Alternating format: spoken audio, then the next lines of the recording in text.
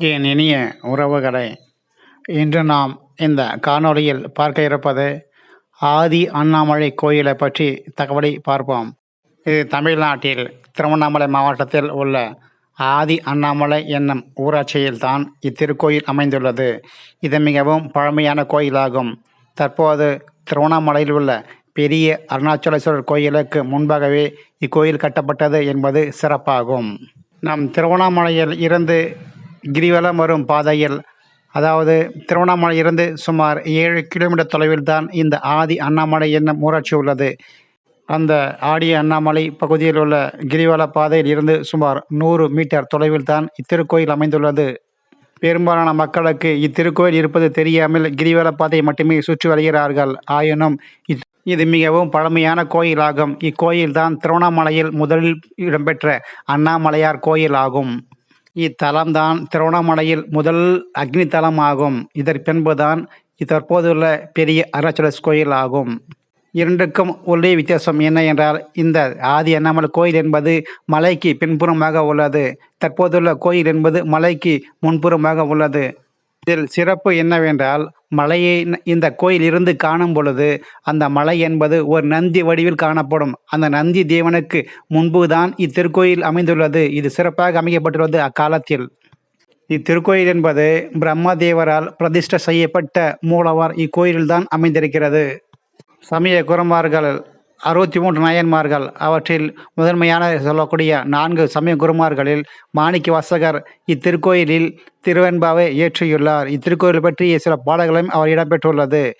இத்திருக்கோயிலில் இருந்து சுமார் 100 மீட்டர் தொலைவில் தான் மாணிக்க வாசகர் அந்த காலத்தில் அமர்ந்து திருவெண்பாவை இயற்றிய இடம். அந்த இடம் தற்பொழுது மாணிக்க வாசகரின் கோயிலாகவே இன்று பார்க்கப்பட்டு வருகிறது. அதை பூஜிக்கப்பட்டும் வருகிறார்கள். இன்று இந்த இடத்தை திருவெண்பாவை இயற்றப்பட்ட இடமாகவே வணங்கி வருகிறார்கள். அண்ணாமலையாரின் முதல் திருத்தலம் இதுவே ஆகும். நீங்கள் பார்த்து கொண்டிருக்கக்கூடிய மலையை பாருங்கள். அங்க நந்தி தேவன் போல காட்சி தருகிறது. இத்திருக்கோயிலை அணி அல்லாமலை என்றும் அழைக்கப்படுவதுண்டு. அணி என்றால் அழகை குறிப்பதாகும். பெரும்பாலும் இத்தலம் ஒரு பாவத்தை போக்கக்கூடிய தலமாகவே பார்க்கப்படுகிறது. இதற்கு புராண கதைகளும் உண்டு. வேறு எங்கும் கழியப்படாத பாவங்கள் இத்திருத்தலத்தில் கழியப்படும் என்றும் சொல்லப்படுகிறது. இங்கு மூலவராக இருப்பது ஆதி அண்ணாமலையார். இவரை ஒரு நேரத்தில் அண்ணாமலையார் என்று அழைக்கப்பட்டு வந்தார்கள்.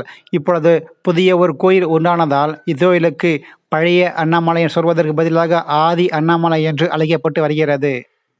இதுவே முதல் அக்னி லிங்கம் ஆகும். இதுவே முதலில் ஏற்படுத்தப்பட்ட அருணாச்சலேஸ்வரர் கோயில் ஆகும்.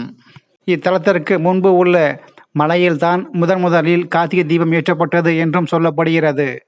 இத்திருத்தலம் உண்டானதற்கு ஒரு கதையும் உண்டு. அதாவது படைப்புகளின் தலைவனான பிரம்மாவும் காகம் கடவுளான விஷ்ணுவும் இருவருக்கும் போட்டி ஏற்பட்டது. அதாவது யார் சிறந்தவர் என்று. அப்பொழுது அங்கு தோன்றிய சிவபெருமான் அவர்கள் அடி அல்லது முடி இவைகளின் ஏதாவது ஒன்றை யார் கண்டு வருகிறார்களோ, அதாவது ஆரம்பம் அல்லது முடிவு யார் கண்டு வருகிறார்களோ அவர்களை சிறந்தவர் என்று கூறினார். இருவரும் சென்று காண முடிவெடுத்தனர். ஆனாலும் அவருடைய அடிமுடியை யாரும் காண முடியவில்லை. இருவராலும் தோற்றுவிட்டனர். இருந்தாலும் பிரம்மா அவர்கள் ஒரு பொய் கூறியதாக சொல்லப்படுகிறது. இதில் விஷ்ணு அவர்கள் வாராகிய வரம் எடுத்து, அதாவது பன்றியக உருவம் மாறி பூமியை குடைந்து அந்த அடியை காண சென்றதாகவும், பிரம்மதேவன் அவர்கள் அன்னப்பறவையாக உருமாறி அடிமுடியை காண சென்றதாகவும் சொல்லப்படுகிறது. இருவராலும் அவற்றை காண முடியவில்லை. ஆயினும் பெருமாள் அவர்கள் தங்களுடைய தோல்வி ஒப்புக்கொண்ட பிரம்மா அவர்கள் பொய் சொல்லிவிட்டார். அத்தனையும் அறிந்த சிவபெருமான் அவர்கள் பிரம்மாவுக்கு சாபமிட்டார். அதாவது, இந்த பூலோகத்தில் உமக்கு எங்கும் கோயில் என்பதை அமைய பெறாது என்றும், மேலும் இந்த பொய் சொன்னதற்கு சாட்சியாக இருந்த தாளாம்பூவுக்கும் சாபமிட்டதாக சொல்லப்படுகிறது. அதாவது, இனி சிவ பூஜையில் உமக்கு இடம் இருக்காது என்றும், இப்பூஜைக்கு பெரும்பாலும் உதவாத பொருளாக இருப்பாய். பெருமாளுக்கும் பிரம்மாவுக்கும் அக்னி சொரூபமாக காட்சியளித்த தலம் இந்த தலமே ஆகும். மேலும் இதற்கு எதிராக காணப்படக்கூடிய மலை அன்று அக்னி தலமாக இருந்ததாகவும், இன்று குளிர்ந்து மலையாக காட்சியளிக்கப்படுகிறது என்றும் நம்பப்படுகிறது. இக்கோயிலை பெரும்பாலும் அடிமுடிக்கான அண்ணாமலை என்றே போற்றப்படுகிறது. இந்த சாபமோச்சனம் மீறுவதற்கு பிரம்மதேவர் அவர்கள் தம் கரங்களாலே சிவலிங்கத்தை ஏற்படுத்தியதாக சொல்லப்படுகிறது. அவர் பூஜை செய்து வந்த லிங்கமே என்று நாம் அடி அண்ணாமலை கோயிலில் லிங்கமாக உள்ள கருவறையில் காண இயலும். இத்தகைய சிறப்புமிக்க இத்திருக்கோயில் சுமார் 1000 ஆண்டுகளுக்கு மேலாக உள்ளது என்பது சிறப்பு. மேலும் இத்திருக்கோயிலை கட்டியது சோழர் வம்சமும் பல்லவர்களின் வம்சங்கள் என்றும் சொல்லப்படுகிறது. பக்தர்களுக்காக இக்கோயில் காலை 5:30 மணி முதல் 12 மணி வரையும், மாலை 4 முதல் இரவு 8 மணி திறந்திருக்கும். பௌர்ணமி போன்ற நாட்களில் இரவு முழுக்க திறந்திருக்கும் என்பது சிறப்பு.